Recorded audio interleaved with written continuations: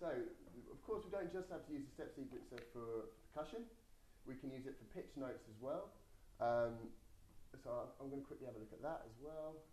There's some stuff we can do with that. So what I'm going to do is, it's Audio Unit 4 again, so I'm going to go back to the advanced controls of Audio Unit 4, and I'm going to hit the Audio Unit 4 browse button. Back to the browser on the screen, so I've got a list of plugins come up again. I don't know what to choose, something that's pitched. Oh, this F expansion again. These guys make some cool plugins. I'm going to go for F expansion Cypher, which is a cool synth that they make, and it's got a good 303 sound. Okay, so I've loaded in a bass sound into Audio Unit 4 now instead of percussion sounds. So I'll just turn off what we was doing before. In the latest version of software, actually, in the latest unstable version, there's a clear button for the arranger, which is really handy. Right now, I'm going through and having to turn everything off one at a time. But there is a clear button nowadays. Okay, so I've got a clear arranger now. Oh, no, I didn't. Yes, I have. Okay, so that's completely clear. And now, instead of percussion sound, I've got like a bass sound. Actually, I'm gonna turn off the inline effect I had as well. So back to Audio Unit 4 Advanced Controls, and then down by the inline effect section where I browse for the third middle course on the same row as the inline effects browse button. There's this kind of red key. If I make that green, that's going to bypass the effect.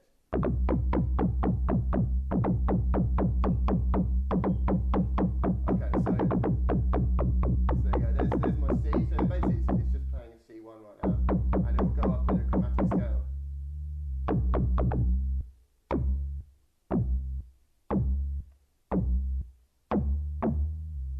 So maybe I'll get an easier sound to hear.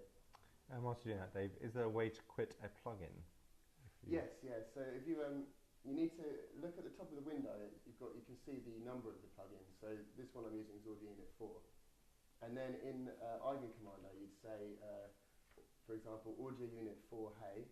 So we're just talking to Audio Unit 4, and then you say close, and that would be that. Okay.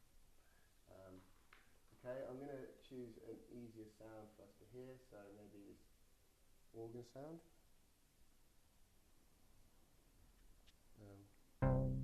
Yeah, okay. So you can see I'm just playing a chromatic scale. So it goes C, C sharp 1, D1, D sharp 1. But now what I want to show you is that we can change the scale of the arranger. So we can change, which is quite handy. So if back to the Eigenharp again, and again we are, so instead of saying arranger 1 now, what I'm actually talking to is Audio Unit 4's scalar.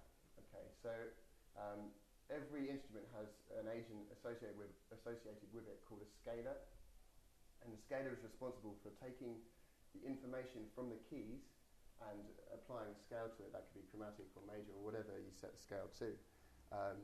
Before it gets to the scalar, each note is just called note 1, note 2, note 3, note 4. So actually what the arranger is doing is telling the scalar to play note 1, note 2, note 3, note 4. It's only because the scalar is set to chromatic that it's playing C, C sharp, D, D sharp. So we can change that and we can get it to play anything. So I'm going to say arranger, I'm going to say Audio Unit Rig 4 Scalar Hey. Okay, so that's a bit of a mouthful, that one. But so that's the name of the scalar for Audio Unit 4. I'll do the other one, the sampler for in a minute as well. So Audio Unit Rig 4 Scalar Hey. So I'm talking to Audio Unit 4's scalar. Press enter, and in the bottom it says OK. Audio Unit Rig 4 Scalar Hey, and then the next thing I say is simply scale to whatever the name of the scale I want to change it to, and then set. So I could say scale to, I quite like the Hirojoshi scale. And then try that one. It's like a pentatonic scale, but it's minor. It's cool. Anyway, scale to Hirojoshi set. Hopefully I spelled that right. Scale to Hirojoshi set, okay. And now, if I play...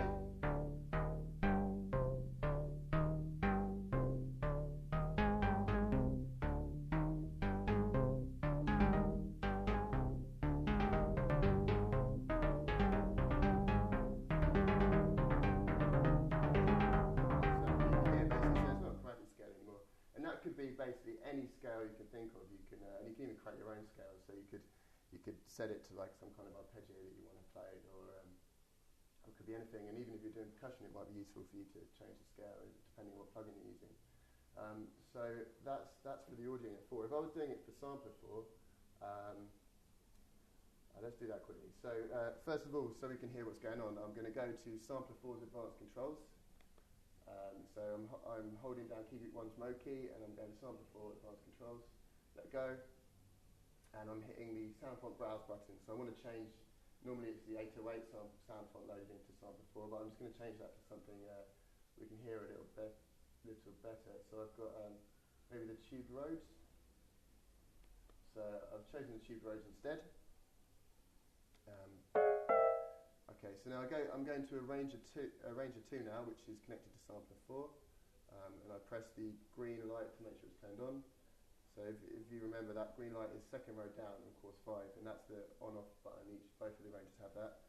So I start the metronome and put in some notes.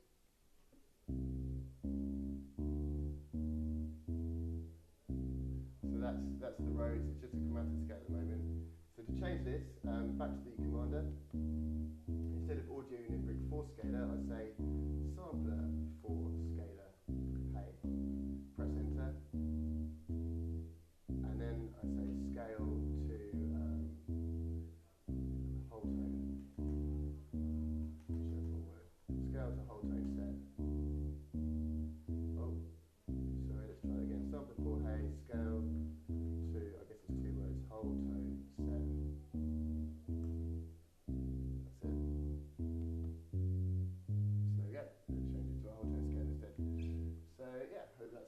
Someone. I've been going quite a while actually. Oh yeah, so yeah.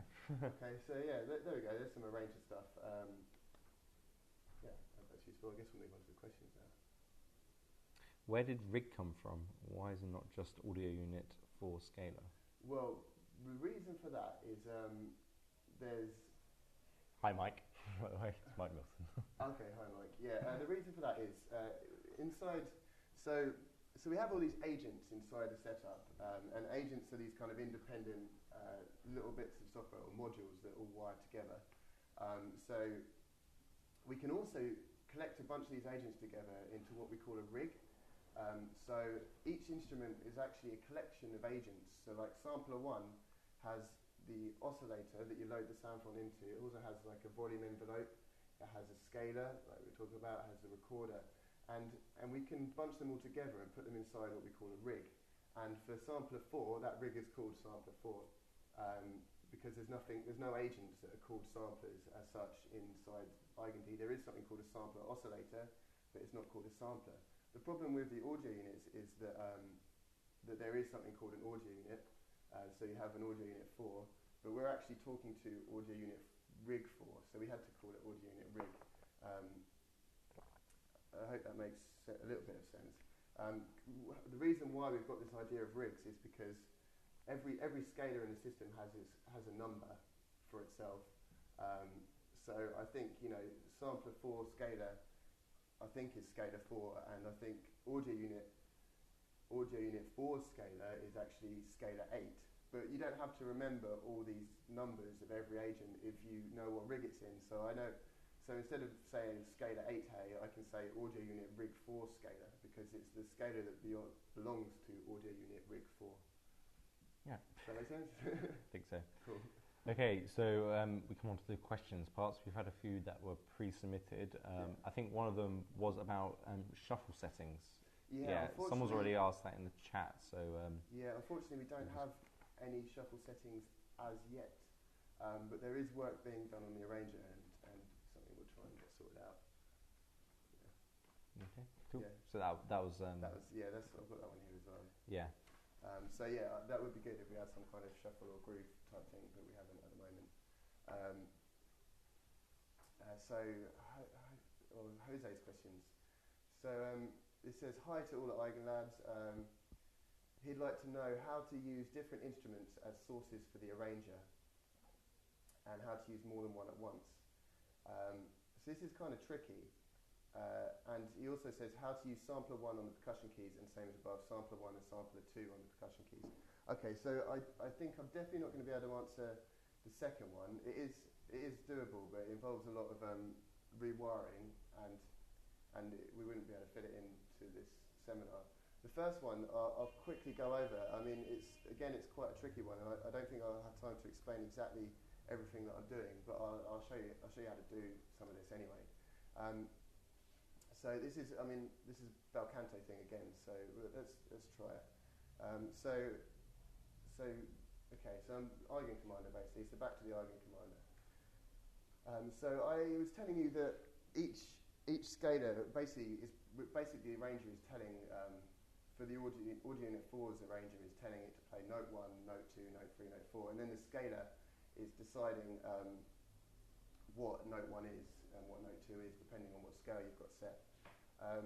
So it's actually, each rig, so audio unit rig 4, the chain goes, it starts with a recorder, so that's the very first thing in a rig is the recorder, and it comes out of the recorder, goes to the scalar, and comes out of the scalar and goes to whatever the instrument is, in this case audio unit 4. So it goes recorder, scalar, audio unit 4. The thing that the arranger's actually telling, or the thing that actually plays the note is the recorder. That's got a thing in it that when you say to the recorder, play note 1, it will play note 1 and send it to the scalar. So what we need to do is, if you want to set up the arranger to do some of your own things, we need to tell a recorder to play note 1. So anyway, this will make more sense if I do an example. So first thing we say is arranger 1 listen, and press enter. Okay, and notice I'm not using hey here, I'm using listen, and listen means that rather than when I say arranger 1 hey, the next line I write applies to arranger 1, but after that it's back to everyone. Arranger 1 listen, until I cancel this listen, everything I type from now on is going to apply to arranger 1. And we can also add more than one agent to the conversation, which is what I need to do here. So I say arranger 1 listen, but then I also say, as an example, I'm going to say let's try and make sampler 1 play some notes off arranger 1. So I'm going to say sampler 1 recorder listen. Okay, so I have arranger 1 listening and sampler 1 recorder listen. So next thing I need to write is so I'm gonna try and get sampler 1 to play its note 1 on course 1 of arranger 1. Okay. So we'll do a couple of examples. This will become a bit clearer. So I'm going to say note 1 when 1 play. Oh no, I'm not. I'm going to say note 1 with velocity 100 when 1 play. Okay, so note 1, so what's going to happen, what this means, note 1, okay, so note 1, that's the first note I want it to play, with velocity 100, that's how loud I want it to play, and that's a value out of 120, and then when 1 means when course 1, and play means play. So I hit, so it's just play, when 1 play. Let me just see if that works, okay.